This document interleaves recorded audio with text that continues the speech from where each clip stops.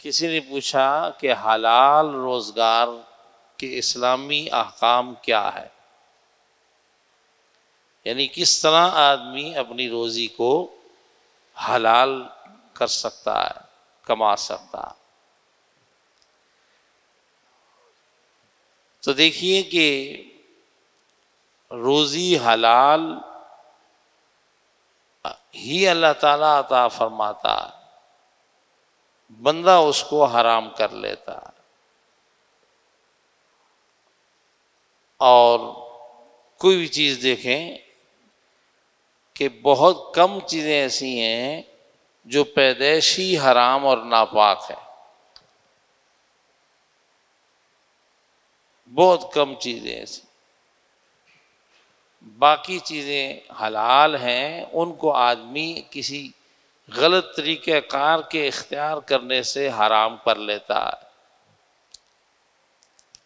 4 چیزیں قرآن پاک نے بیان کی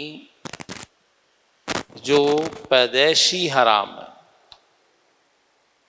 نمبر 1 بہتا ہوا خون، نمبر 2 مردار جانور، اور نمبر 3 خنزیر، اور نمبر 4 اللہ کے سوا کسی اور کا نام لے کر ذبح کیا ہوا جانور۔ اب یہ ایسی چیز ہے کہ یہ شروع سے ہی حرام ہے اور ہر امت میں حرام رہی۔ نبی کریم صلی اللہ علیہ وسلم نے مزید تفصیل بیان فرمائی، جو چیزیں خنزیر کی مثل تھیں انہیں حرام قرار دیا، جو خون کی مثل تھیں انہیں حرام قرار دیا، جو مردار کی مثل تھیں انہیں حرام قرار دیا، یوں ایک لسٹ بن گئی۔ تو بہت ساری چیزیں ایسی ہیں کہ انہیں انسان خود اپنی کسی غلطی کی وجہ سے حرام کر لیتا۔ دودھ ایک پاک اور حلال چیز ہے، اب انسان کی مرضی ہے کہ دودھ پیے یا اس دودھ میں کچھ اور حرام ملا دے۔ اعلیٰ حاصل قیاس ہزارہ چیزیں، اس کا اندازہ ہمیں اسلامی ملکوں میں نہیں ہوتا، دوسرے ملکوں میں جائیں تو پھر کسی پاک اور حلال چیز کی تلاش میں جب نکلتے ہیں تو اندازہ ہوتا ہے کہ پاک چیز کا، حلال چیز کا استعمال اور اس کی کوشش کتنی مشکل ہو جاتی۔ تو کچھ چیزیں تو وہ ہیں جو پیدائشی حرام، ابتدا سے ہی حرام، کچھ چیزیں وہ ہیں جنہیں انسان اپنی کسی غلطی کی وجہ سے حرام کر لیتا ہے۔ تو ظاہری بات ہے کہ جن چیزوں سے انسان، جن چیزوں کو اپنے عمل سے حرام کر لیتا ہے اسی سے انسان بچ سکتا ہے، اس کو پاک اور حلال کرنے کا اس کے پاس اختیار ہے۔ خنزیر کو پاک نہیں کیا جا سکتا، کچھ بھی کر لیں، مردار ہے، خون ہے، اچھا کتا ہے اور اس طرح کے جو جانور ہیں۔ لیکن جو حلال چیزیں ہیں انہیں جو انسان حرام کر لیتا ہے تو وہ بندے کے بس میں ہے کہ وہ اس طریقے سے بچے تو وہ حلال ہو جائے۔ روزگار کماتے ہیں ہم تو روزگار تو حلال ہے مگر اپنے غلط طریقوں کی وجہ سے اسے حرام کرتے ہیں۔ تو وہ کیا چیزیں ہیں جو روزی کو حرام کر دیتی ہیں؟ وہ چند چیزیں ہیں، حلال کرنے والی چیزیں بے شمار اور حرام کرنے والی چیزیں بہت تھوڑی سی۔ تو اگر ان چند چیزوں کو انسان یاد رکھے اور اپنی روزی رزق میں ان چیزوں کو نہ آنے دے تو اس کی روزی حلال اور پاک ہے اور کوئی مشکل بات نہیں ہے۔ نمبر 1، اپنے کام کاج روزگار کے حصول میں سچ بولے، جھوٹ نہ بولے۔ اب ہمارا معاشرہ یہ کہتا ہے کہ سچ بولنے سے کام چلتا ہی نہیں، جھوٹ سے ہی کام چلتا ہے۔ حالانکہ یہ اتنی بڑی بیوقوفی ہے کہ آج دنیا کے غیر مسلم اور کمیونسٹ جو خدا کو بھی نہیں مانتے، مگر ان کا بھی یہ یقین ہے کہ کام اور تجارت ہمیشہ سچ سے چلتی، جھوٹ سے چند دن۔ مگر ہمیں شیطان نے یہ ورغلایا ہوا ہے کہ بھائی جھوٹ بولیں گے تو چلے گا، سچ بولنے سے نہیں چلے گا۔ آپ تھوڑی دیر ٹھنڈے دماغ سے سوچیں تو انسان کا دنیا میں اعتماد، کاروبار، لین دین اعتماد کا نام ہے۔ چاہے آپ کاروبار کر رہے ہیں، چاہے آپ ملازمت کر رہے ہیں، تو اعتماد کا نام ہے کاروبار، ملازمت۔ جتنا جس کا اعتبار مضبوط ہے لوگوں میں، اس کا کاروبار مضبوط ہے، اس کی ملازمت مضبوط ہے۔ اور اعتماد جھوٹ سے نہیں بنتا ہے، سچ سے بنتا ہے۔ اس لیے کسی نے کہا تھا کہ ہمارے ملکوں میں حضرت غوث اعظم رضی اللہ تعالیٰ عنہ جیسے بزرگ بھی وزیر اعظم بن جائیں اور صدر بن جائیں تو بھی فرق نہیں آئے گا جب تک ہم اپنی مارکیٹوں میں، اپنے لین دین میں سچ نہیں بولیں گے۔ کسی کو بدلنے سے کچھ نہیں ہوگا جب تک خود کو نہ بدلا جائے۔ تجارت اور لین دین کسی بزرگ کی دعا اور اس کے آنے جانے سے نہیں، پہلے سچ سے شروع ہوتی ہے۔ آپ جھوٹ بولیں اور بزرگوں کی دعا اور ان کا سایہ وہ اسے حلال اور بابرکت کر دے، یہ ممکن نہیں۔ تو پہلی بات ہی لین دین اور کاروبار اور ملازمت میں کیا ہے؟ سچ۔ دوسری بات، عہد کا پورا کرنا، جو وعدہ کیا ہے، جو زبان دی ہے، اسے پورا کرے۔ تو آپ چاہے ملازم ہیں، چاہے آپ کاروباری ہیں، آپ جانتے ہیں کہ اگر کوئی شخص اپنے وعدے کو پورا کرتا ہے تو یہ بھی اس کے اعتماد کو مضبوط کرتا، اس سے لین دین کرنے والے اس کے بارے میں پھر بے فکر ہو جاتے ہیں کہ یہ آدمی لین دین کا پکا ہے، وعدے کا پکا ہے۔ آج ساری مارکیٹیں ڈیفالٹ ہو گئیں، کاروبار بیٹھ رہے ہیں، کیا وجہ ہے؟ یہی نہ کہ کوئی کسی کے ساتھ کیا وعدہ کیا تھا اور لگا ہوا ہے، اور ہر کوئی مجبور نہیں ہے، عادت بن گئی ہے وعدے کو پورا ہی نہیں کرنا۔ حالانکہ یہ کتنا بڑا گناہ ہے۔ الا لا ایمان لمن لا عہد لہ، ہر جمعے کے خطبے میں ہر خطیب سناتا ہے کہ جو اپنے عہد کو پورا نہیں کرتا اس کا کوئی دین نہیں، کوئی ایمان نہیں۔ تو تیسری چیز ہے روزگار کو کامیاب کرنا اور ستھرا رکھنا، کم نفع، تھوڑا نفع، زیادہ نفع اور حرص بڑھاتا ہے، لالچ بڑھاتا ہے۔ یہ نفع خوری ہی ملاوٹ پر مجبور کرتی، ملاوٹ ہی آہستہ آہستہ جھوٹ اور فراڈ اور دھوکے اور پھر ظلم تک لے جاتی۔ پہلے لوگ پانی میں دودھ ملاتے تھے، نہیں، دودھ میں پانی ملاتے تھے، پھر پانی میں دودھ ملانے لگ گئے، دور چلتا رہا چلتا رہا، اب نہ پانی رہا نہ دودھ، اب پتہ نہیں کیا شے پلا رہے، ظلم ہو گیا۔ دوائیاں ہیں، غذائیں ہیں، تو کم نفع کا جب ہدف ہو تو پھر آدمی کو اس میں ملاوٹ، اس کا حرص، ایک بلڈنگ کے بعد دوسری بلڈنگ بنانے کا مقابلہ، یہ نہیں پیدا ہوتا، اور کم نفع والے کا کاروبار بھی زیادہ چلے گا۔ کسی اچھے تاجر سے پوچھا جائے تو وہ یہی بتائے گا، مارجن کم رکھیں تو آپ کا کام بہت چلتا ہے۔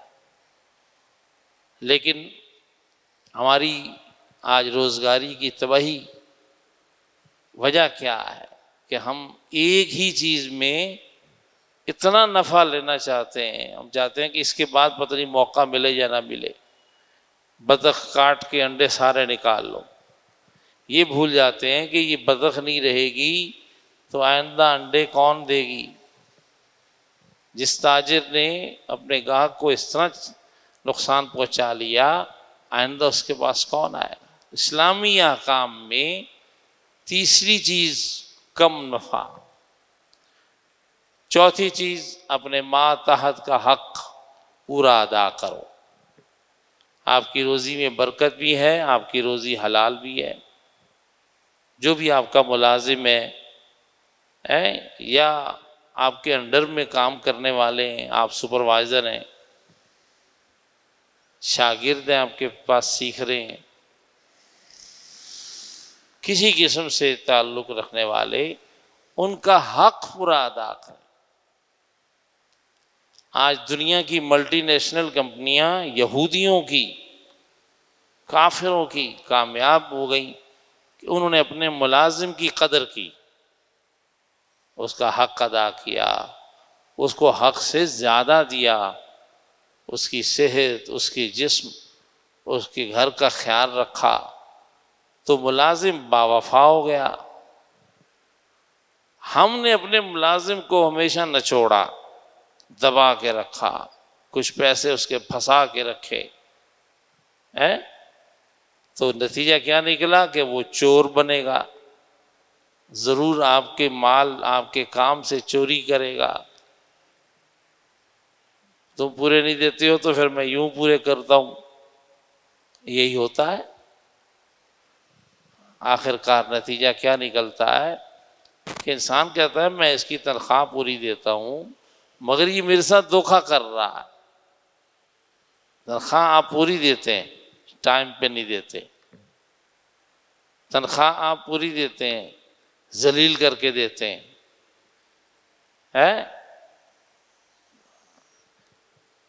ضرورت اور مشکل وقت میں کوئی ایڈوانس یا اور سہولت نہیں دیتے ہیں۔ یہ چیزیں ہیں جو اس ملازم کا دل جیتنے کی ہمارے نبی صلی اللہ تعالی علیہ وسلم نے حکم دیا کہ اگر تمہارا ملازم تمہارے لیے کھانا پکائے تو جب کھانا کھانے لگو بہتر ہے کہ اسے اپنے ساتھ بیٹھ کے کھلاؤ، حالانکہ تم نے اس کے کھانے کی، اس پکانے کی تنخواہ دی ہے۔ اس کے علاوہ ایک انسانی اخلاق، اس کا حق ہے اسے ساتھ بیٹھ کے کھلاؤ۔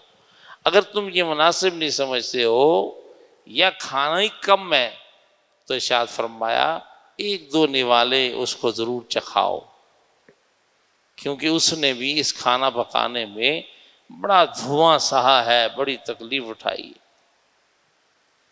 کوئی اپنے ملازم کے ساتھ ایسا سلوک کرتا تو وہ ملازم چوری کیوں کرتا؟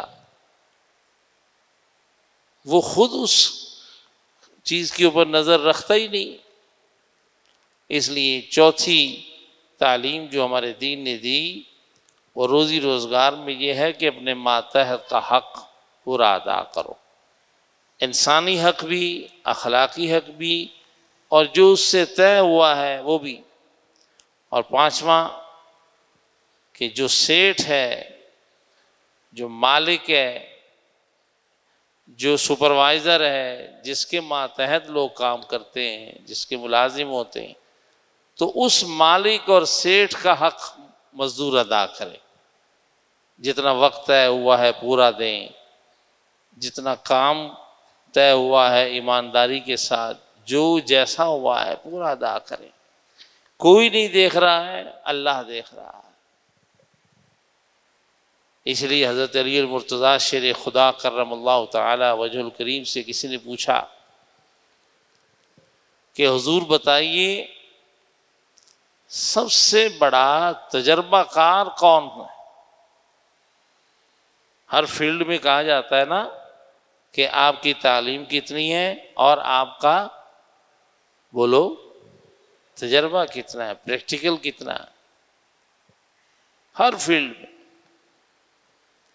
تو یہ پریکٹیکل، یہ تجربہ کیا ہوتا ہے؟ جس سے بھی پوچھیں گے وہ یہی کہے گا کہ تجربے کا مطلب یہ ہے کہ جو کام، جس کام کی بات ہو رہی ہے وہ کام اس نے کیا ہوا ہو، ہے نا۔ لیکن حضرت علی المرتضیٰ سے کسی نے پوچھا تجربہ کار کسے کہتے؟ فرمایا کہ سب سے بڑا تجربہ کار انسان وہ ہے جو ایماندار ہے، جو امانت دار ہے، جو متقی ہے، اللہ سے ڈرنے والا۔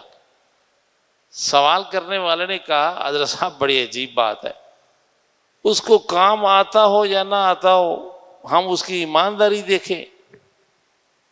آپ نے فرمایا اگر وہ ایماندار نہیں ہوگا تو اسے کام جتنا بھی آتا ہے وہ پھر کام دکھائے گا، خیانت کرے گا، دھوکہ دے گا، تو اپنے تجربے کا وہ غلطی استعمال کرے گا، بٹھا بٹھائے گا۔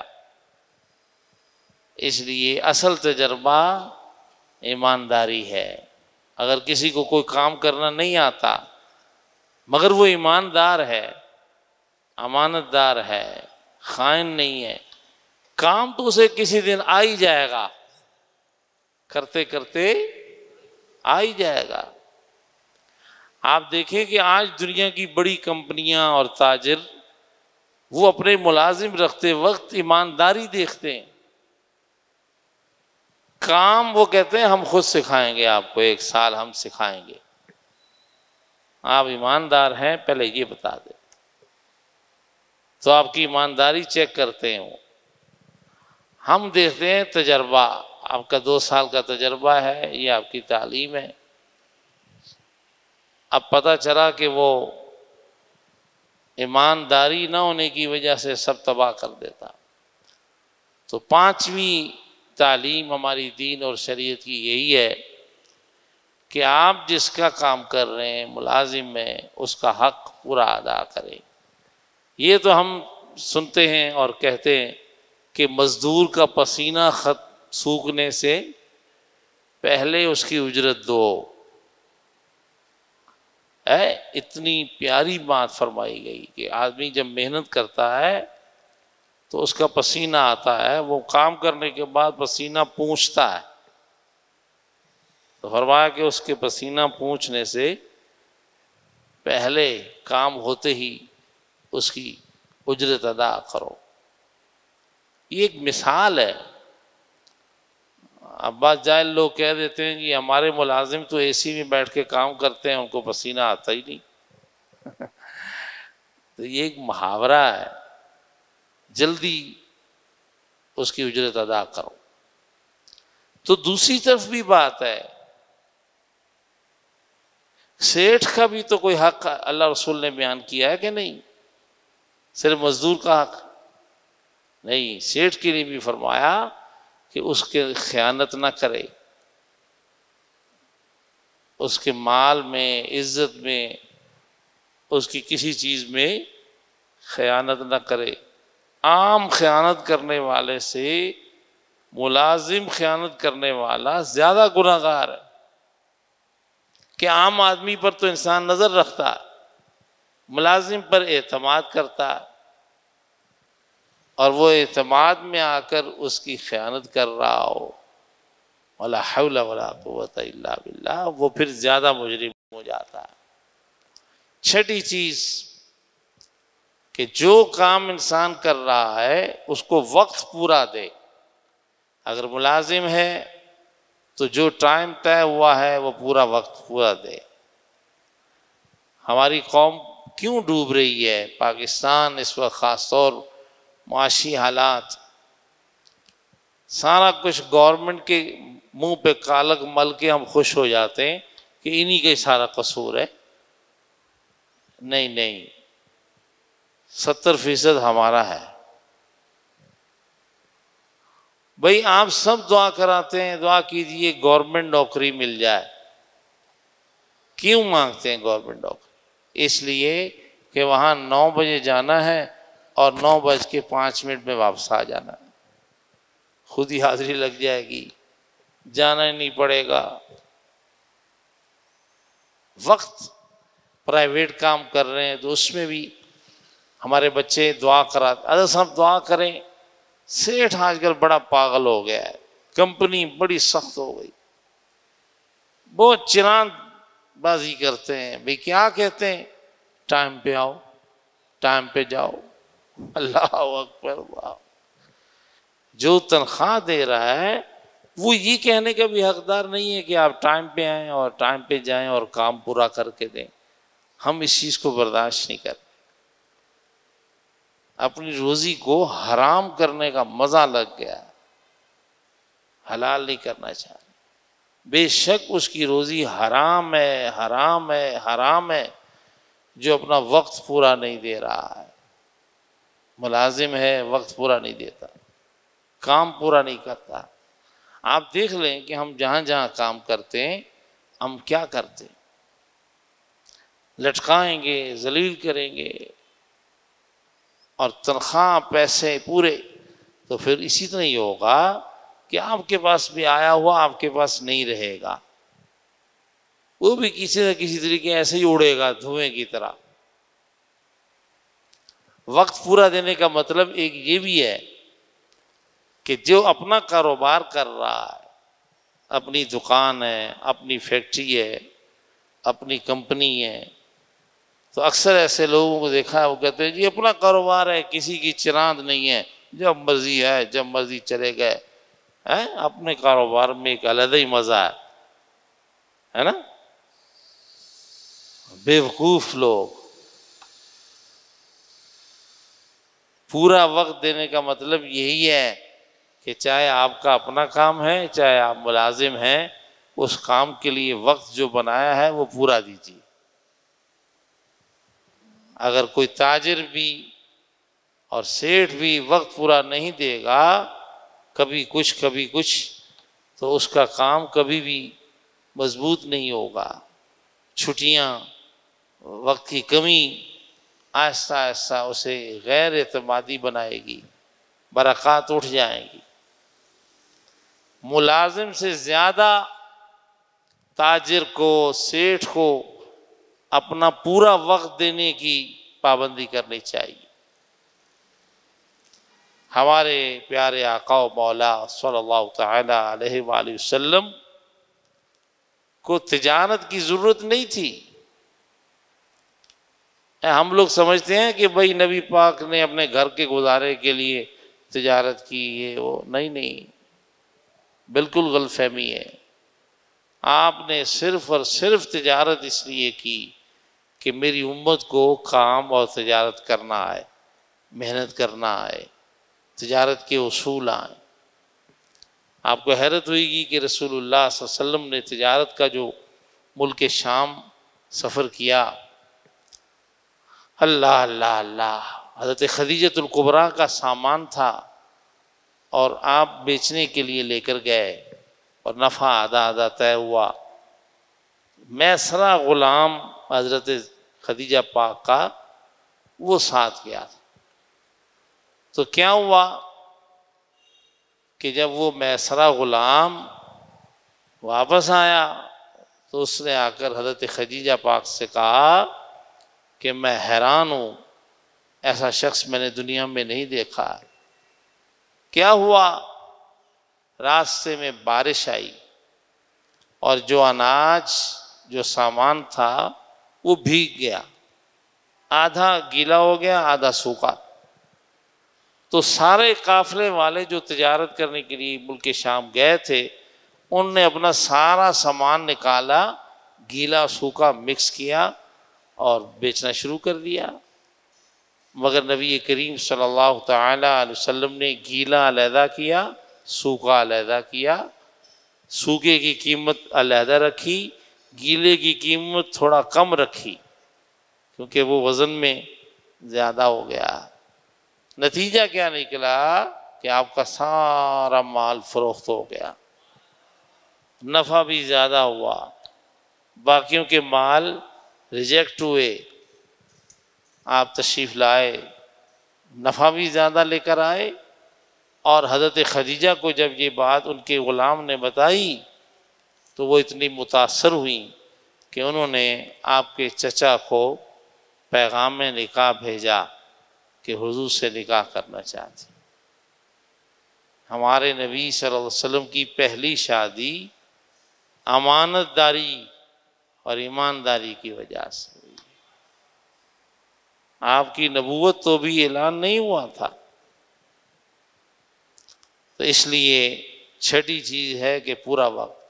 ساتویں چیز, جو چیز دے رہے ہیں لے رہے ہیں اس کی پیمائش پوری ہو, وزن ماپ پورا, جو بتایا جا رہا ہے وہ ہونا چاہیے. ہمارا 10 کلو والا تھیلا آٹے کا 10 کلو نہیں ہوتا, 8 کلو. بھائی سیدھا اس تھیلے پہ 8 کلو ہی لکھ دو. اور ہم بھی جہاں لین دین کوئی کر رہے ہوتے ہیں تو پورا نہیں کر رہے, کہیں نہ کہیں کچھ نہ کچھ. اللہ اللہ اللہ اللہ. وہ 2-2 کلو آٹا چرانے والے بھی آسمانوں پہ نہیں پہنچ گئے. کتنے مر کے مٹی تلے جا کے خاک بن گئے. انسان سوچتا ہے نہیں ہے. اللہ نے جو تمہیں مال دیا ہے اس لیے دیا ہے کہ اپنے اوپر خرچ کرو اور اللہ کی راہ میں خرچ کر کے نیکیاں کما لو. اگر یہ نہیں کیا, جھوٹ جھوٹ میں ظلم میں جمع کر لیا, خود تو چلے گئے, وہ کسی کام کا نہیں. نہ آپ نیکی کما سکے نہ اپنے اوپر لگا سکے. بہرحال ناپ تول پورا ہو. 8ویں چیز ہے کہ جب بھی کوئی لین دین ہو حلال چیز کا ہو, حرام چیز کا نہ ہو. مسلمان کوئی حرام چیز نہیں بیچ سکتا,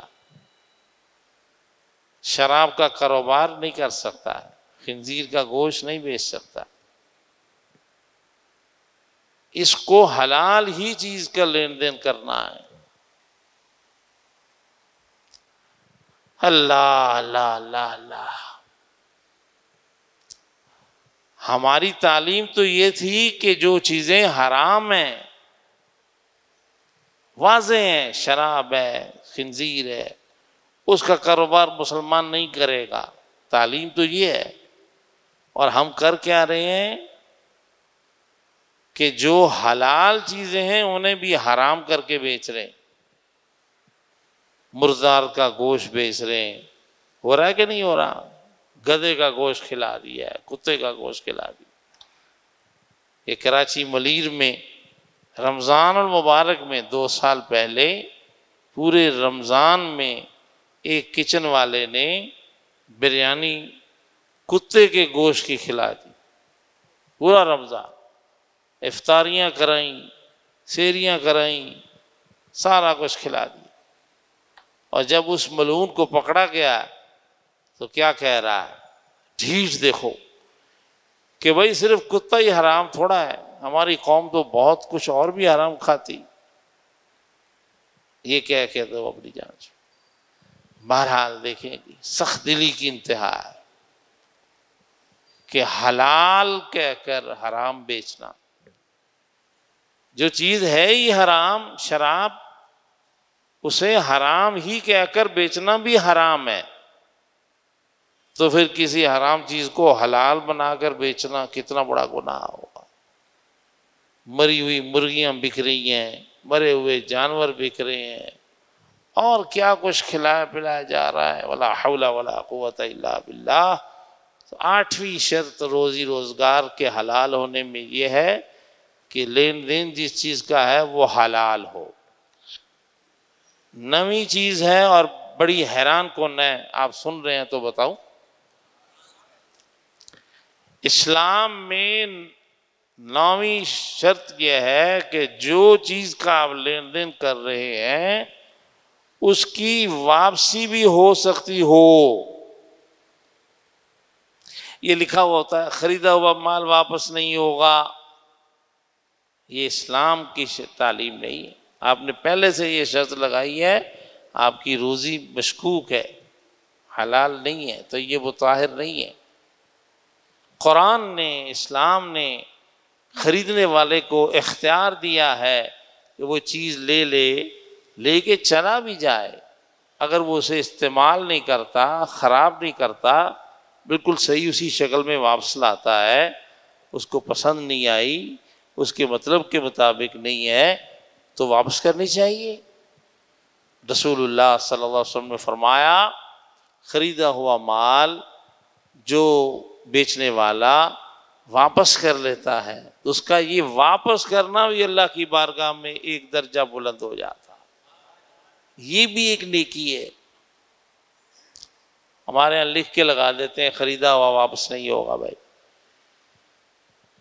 چلو دھوکے کا اندیشہ ہے، کوئی فراڈ ہے، اس کے لیے قوانین بنائیں، اچھی بات ہے، سختی کریں، لیکن اس کو بند نہیں کیا جا سکتا۔ اور اسی طرح 10ویں چیز ہے کہ جو بھی کام کر رہے ہیں، روزی رزق کما رہے ہیں، اس کی زکوٰۃ جو فرض ہوتی ہو ایمانداری کے ساتھ ادا کریں۔ یہ 10 باتیں ہیں، آپ روزگار کماتے ہیں، آپ ان 10 باتوں کو ملحوظ خاطر رکھیں اور پھر دیکھیں کہ آپ کی روزی میں کتنی برکت ہوتی ہے اور آپ کی روزی کتنی خوشحال کرنے والی ہوتی ہے۔ یہ لوٹ گھسوٹ، صبح اس سے چھین لیا، رات اس سے کھا لیا، جانوروں والی زندگی، تو اس میں کیا خیر ہو، کیا برکت ہو؟ نہ حلال کی تمیز، نہ حرام کی، نہ کسی کے حق۔ اللہ اللہ اللہ اللہ اللہ۔ مسئلہ یہ ہے کہ اب ایسی باتیں ہم مسجد میں بیٹھ کے سمجھائیں تو لوگ کہتے ہیں مولوی صاحب آپ کو کیا پتا، کام کرو تو پتہ چلے، آپ تو یہاں آرام سے بیٹھے ہوئے ہیں، ایسے ہی ہے نا، تجارت کرو، دکان پہ آؤ تو پتہ چلے کام کیا ہوتے ہیں، باتیں کرنا آسان ہے۔ ایسی بات نہیں، میری بہت زندگی تجارت میں گزری الحمدللہ تعالی، اور محنت اور تجارت، ملازمت، یہ ساری چیزیں دیکھی ہوئی ہے۔ اللہ تعالیٰ حلال اور آسان روزی عطا فرمائے۔ آخری بات اس میں یہ ہے، رشتہ اور روزی، بولیے، ضرور ہر انسان کو اللہ تعالیٰ عطا فرماتا ہے، مگر انسان نااہل اسے ریجیکٹ کر دیتا ہے، پھر وہ واپس لوٹنا مشکل ہو جاتا ہے۔ موقع ضرور دیا جاتا ہے حلال روزی کا بھی، حلال رشتے کا بھی، جو انسان کی طبیعی اور بنیادی ضرورت ہے، اسے موقع ضرور دیا جاتا ہے۔ کوئی یہ کہے کہ میری زندگی پوری مجھے کبھی روزگار ملا ہی نہیں ہے یا اچھا رشتہ مجھے نہیں ملا ہے، جھوٹ بول رہا ہے، بالکل جھوٹ بول رہا ہے، کیونکہ میں اسے 100 بار جھوٹا، 1,00,000 بار کہوں گا، میں اللہ کے کلام کو جھوٹا نہیں کہہ سکتا۔ اللہ نے فرمایا وَمِن كُلِّ شَيْءٍ خَلَقْنَاهُ زَوْجَيْنِ، ہم نے ہر ایک کے جوڑے بنا دیے۔ آپ کا جوڑا ہی نہیں بنا، یہ کیسے ہو سکتا؟ آپ کا جوڑا آپ کے قریب آیا، آپ نے ریجیکٹ کیا ہے۔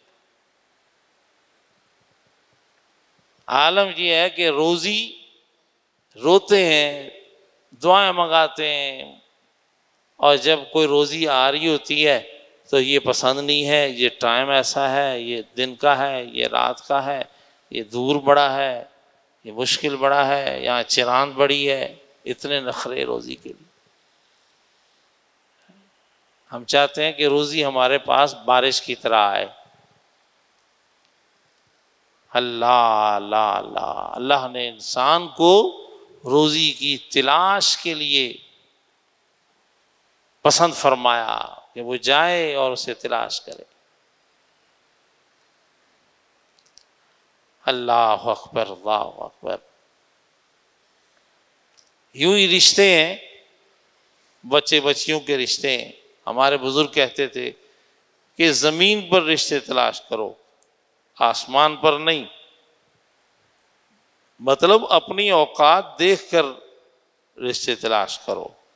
تم نے حوروں کو تلاش کرنا شروع کیا ہوا ہے تو حوریں تو جنت میں ملیں گی، زمین پہ نہیں ملیں گی۔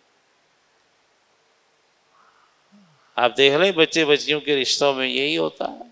ابھی جو حضرات سر ہلا رہے ہیں نا، وہ بھی یہی کرتے ہیں گھر میں جا کر۔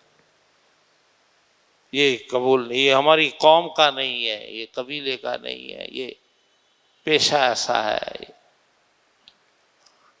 لڑکے کا شکل صورت دیکھ کے نہیں جاتے، اور چاہتے یہ ہیں کہ لڑکی ہمیں حور پری ملے۔ بھئی اپنے بچے کا بھی تو رنگ روپ دیکھو، اسی حساب سے رشتہ دیکھو، اپنے گھر کی اوقات دیکھو، جو اللہ نے تمہیں دیا ہے اسی کے مطابق تلاش کرو۔ اعلیٰ رشتے تلاش کرنے کی خواہش، بچوں کی عمریں گزر جاتی، اب بڑی عمر کے بچوں سے شادیوں کا مسئلہ آ جاتا ہے۔ اور اسی طرح ایک اور سبب یہ ہوتا ہے کہ اعلیٰ رشتے ہو جاتے ہیں، اب ظاہری بات ہے اعلیٰ رشتوں کو نبھانے کے لیے بھی اعلیٰ بننا پڑے گا، وہ ہم کہاں سے بنے؟ اب لڑائیاں شروع، 4 مہینے سال بعد طلاقیں ہو جاتی۔ تو یہ سارے اسباب کیوں ہیں؟ آخری بات یہی کر رہا تھا کہ انسان کو روزی اور رشتہ، یہ اس کا موقع اللہ کی طرف سے ملتا ضرور ہے، اور اچھا ملتا۔ عسیٰ ان تکرہوا شیئا فہو خیر لکم وعسیٰ ان تحبوا شیئا فہو شر لکم۔ اللہ نے فرمایا بہت ساری چیزیں ایسی ہیں جن کو تم اپنے لیے برا سمجھ رہے ہوتے ہو، لیکن وہ اصل میں تمہارے لیے اچھی ہوتی، اور بہت ساری چیزیں ایسی ہیں جن کو تم پانے کی کوشش کرتے ہو، یہ بہت اچھی ہے، مگر وہ تمہارے لیے اچھی نہیں ہوتی۔ واللہ یعلم وانتم لا تعلمون، حقیقتوں کو اللہ ہی جانتا ہے، تم نہیں جانتے۔ تو اللہ کی طرف سے آئے ہوئے اس سلسلے کو متوجہ ہونا چاہیے، رشتوں کی طرف متوجہ ہونا چاہیے، روزگار کی طرف متوجہ ہونا چاہیے۔ الحمدللہ تعالی میں نے ایسے بزرگوں کی صحبت اختیار کی جن کے پاس کوئی دعا کرانے کے لیے آتا تو اتنا تک بتاتے تھے کہ بھائی روزگار تمہارے پاس اس ہفتے میں آ جائے گا، پہلا نہ لینا دوسرا لے لینا،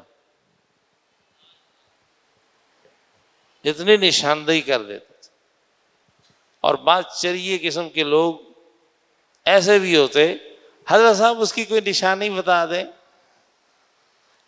بزرگ عالم الغیب نہیں ہے، عالم الغیب صرف ذات بولو اللہ کی، کوئی نبی کوئی ولی عالم الغیب نہیں ہے۔ عالم الغیب کا مطلب سارے غیبوں کو جاننے والا ذاتی طور پر، باقیوں کو جس کو اللہ جتنا چاہے عطا فرماتا ہے، روشنی دیتا ہے، ہم سے زیادہ جانتے ہیں، وہ بہتر ہوتے۔ میں نے ایک بزرگوں کو دیکھا، وہ ایک بندہ دبئی جا رہا تھا کام کے لیے دعا کرنا، انہوں نے کہا ایک جگہ ملے گا وہ نہیں کرنا، دوسرا کر لینا۔ حضرت صاحب کو نشانی بتا، میں نے کہا یہ پھنس گیا۔ اب نشانی بتانے سے آسانی ہوگی یا مشکل ہوگی؟ بولو تو صحیح نا، آسانی ہوگی، کہ نشانی ہے تو یہ یہی ہے، لیکن نہیں، ہم لوگ بیکار ہیں، یقین نہیں ہے نا ہمیں، ہم اس آسانی کو بھی اپنے لیے مشکل بنا لیتے۔ انہوں نے کہا ہاں وہ ایک بلڈنگ ہے، سرخ رنگ کی بلڈنگ ہے، اس میں تمہیں کام ملے۔ چلا گیا، ڈھونڈتا رہا 10-15 دن، یہ پسند نہیں آیا، یہ پسند نہیں آیا۔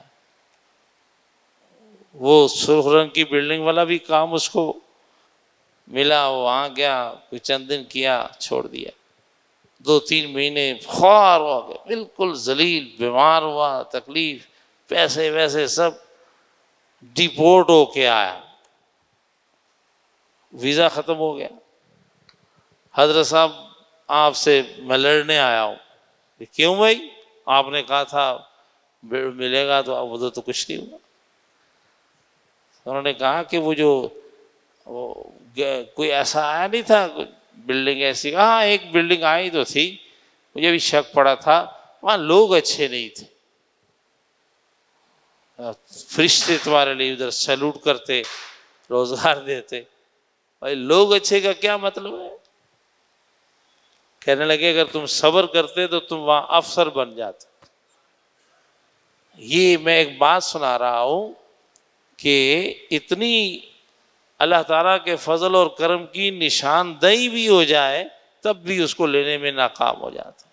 اپنی بے وقوفی، حرص اور اپنی نااہلی یا ہڈ حرامی کہیے، معافی کے ساتھ، ہم ایز اے قوم ہڈ حرام ہیں، محنت نہیں کرنی۔